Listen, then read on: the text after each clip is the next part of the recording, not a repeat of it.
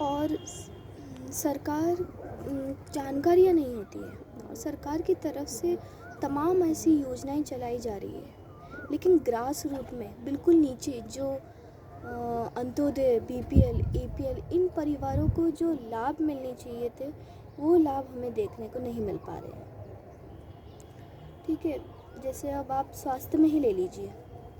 स्वास्थ्य में आपने 108 गाड़ी चला रखी है, ठीक है, एम्बुलेंस की सेवा दे रखी है, लेकिन जब डॉक्टर ही हॉस्पिटल में उपलब्ध नहीं होगा और या फिर फार्मेसिस्ट जहाँ से दवाइयाँ मिलती वही उपलब्ध नहीं होगी, तो कैसे हम कह सकते हैं कि हमारे स्वास्थ्य में प्रगति हो रही है?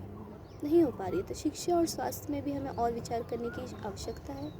अब उत्तराखंड को बौद्धिक रूप से देखें तो विकास तो हुआ है। उत्तराखंड में आपका सड़कों को देखें तो जैसे आपकी ऑल वेदर रोड चली है, गढ़वाल में ही देखें तो कई सड़कों का निर्माण हो रहा है, और अपने क्षेत्र में देखें तो सड़कों का जाल सा बिछ गया है। लेकिन सड़कों के साथ साथ जो भूमि की विक्रेता है उत्तराखंड की, हिमाचल का पैटर्न नहीं चल रहा है यहाँ, तो उत्तराखंड की जो विक्रेता है, उत्तराखंड की भूमि की जो ज़मीन की विक्रेता है वो बहुत ज़्यादा हो रही है। बाहर से लोग आते हैं और अपनी मनमानी ज़मीन खरीद लेते हैं, तो इससे भी यहाँ की भूमि क्रेडिबल बढ़ रहा है। तो इस पर हमें विचार करने की आवश्यकता है कि कैसे हम हिमाचल की पैटर्न पर काम करें, एक अच्छा पैटर्न और अच्छा कोई लाए गवर्नमेंट। तो जैसे कि यहाँ उत्तराखंड का जो पर्वतीय क्षेत्र है, तो पर्वतीय लोगों की फलों की खेती से संबंधित है और ऑर्गेनिक खेती को बढ़ावा देने की ज़रूरत है। और हर्ब्स का जो काम होता है, हिमालय में जड़ी बूटियाँ जो मिलती है उनको, उन पर शोध करने की ज़रूरत है, उस पर किसानों को और आगे लाने की आवश्यकता है।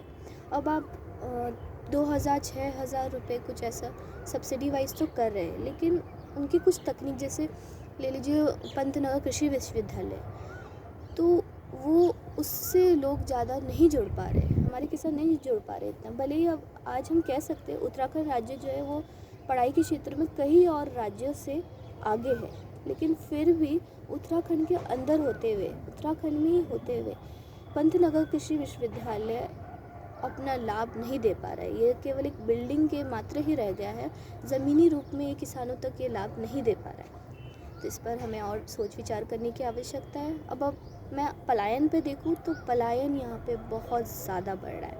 क्या हो रहा है, लोग सुख सुविधा देख रहे हैं। जैसे कि आप मेरी ही ले लीजिए, मैं हूँ, ठीक है, और मेरे पिता हैं और मैं उनकी बेटी, तो मैं टीचर बन गई हूँ।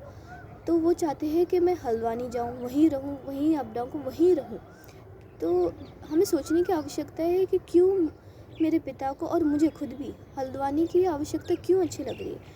क्यों? क्योंकि वहाँ सुख सुविधाएं हैं, वहाँ हमें पानी की सुविधा मिल जाएगी, वहाँ अच्छे शिक्षा के केंद्र मिल जाएंगे, और यहाँ पहाड़ी क्षेत्र है तो पानी की समस्या होती है और ना अच्छे शिक्षा केंद्र मिलेंगे। भौगोलिक परिस्थितियाँ होती है, दूर दराज लोग रहते हैं, दूर दराज परिस्थितियाँ हैं, वहाँ पे गाड़ी चाहिए तो गाड़ी मिल जाएगी, वहाँ कुछ स्वास्थ्य में थोड़ी हालत सही नहीं लगे हमें स्वास्थ्य में तो हॉस्पिटल नज़दीक मिलेगा, सारी सुविधाएं रहेगी। तो इसलिए भी पलायन हमारा बढ़ रहा है पर्वतीय राज्यों से। और बाकी का हम पढ़ाई लिखाई में देखें तो आज यहाँ पे हमने ऐसी मानसिकता बना ली है कि ग्रेजुएट, इंटर पास लड़का और पीएचडी किया हुआ लड़का अगर खेती करता है तो उसको सामाजिक दृष्टिकोण एक हीन भावना से देखा जाता है कि भाई पढ़ा लिखा लड़का खेती कर रहा है। अब पढ़ा लिखा लड़का खेती नहीं करेगा तो नौकरी करेगा, और नौकरी करेगा तो नौकरी बाहर ही करेगा। अब वो चाहे एमएनसी मल्टीनेशनल कंपनी में जाए या नोएडा जाए या दिल्ली जाए, बस बाहर जाए और बाहर ही नौकरी करे। तो इसलिए भी हमारा यहाँ पे पलायन बहुत ज़्यादा, बहुत तेज़ी से बढ़ रहा है, जो कि एक चिंताजनक विषय है हमारे लिए। बाकी यहाँ देखा जाए तो यहाँ इतनी ठंडी हवा है, या इतनी शुद्ध हवा है, शुद्ध पानी है, और दिल्ली जैसे शहरों में देखें तो मुझे नहीं लगता इस पर मुझे और टिप्पणी करने की आवश्यकता है। तो मेरे विचार से जिन उद्देश्य से उत्तराखंड राज्य का निर्माण हुआ था, वहाँ पे लोगों को, यहाँ के लोगों के जीवन के स्तर को ऊंचा उठाने के लिए, जो इसके लिए खेती हो या चाहे जल की बात हो कि घर घर तक पानी पहुँचाया जाए, उस पर पुराने जो स्रोत है उस पर काम किया जाए, और जो हमारा उद्योग उद्योग है उस पर काम किया जाए, और ऐसे ही छोटे छोटे टेक्निकल एजुकेशन दिया जाए। और साहसिक खेलों का आज कल जो एडवेंचरस चल रहा है कि पर्यटन क्षेत्र में हमारे लड़कों को एक ट्रेनिंग का प्रोग्राम चलाया जाए, तो इससे पर्यटन रुकेगा। और मेरे विचार से सरकार को उत्तराखंड को बनाने में, इसमें जो सपने देखे गए थे उसको साकार करते हुए सरकार को ये कदम उठाने ही चाहिए, जिससे यहाँ का पलायन रुकेगा और यहाँ का किसान काश्तकार मजबूत होगा। इसी के साथ मैं अपनी वाणी पर विराम लगाते हुए आप सबको धन्यवाद करती हूँ। धन्यवाद।